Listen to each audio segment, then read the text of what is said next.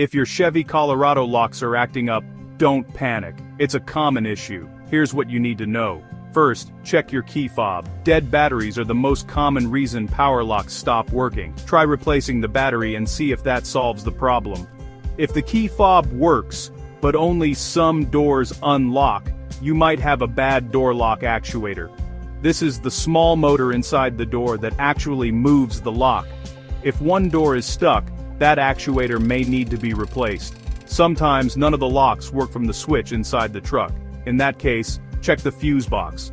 Look for a blown fuse labeled door lock or power lock and replace it if necessary. If your fuses are fine, but the problem persists, the wiring inside the door could be damaged, especially if you notice the problem after opening and closing the door a lot. Worn wires can break the connection. Finally, if you're not comfortable working with electrical parts, or if these steps don't fix the issue, it's best to see a professional. Power lock problems are common, but with a little troubleshooting, you can save time and money. Don't let stuck locks slow you down. Get your Chevy Colorado back to normal with these quick checks.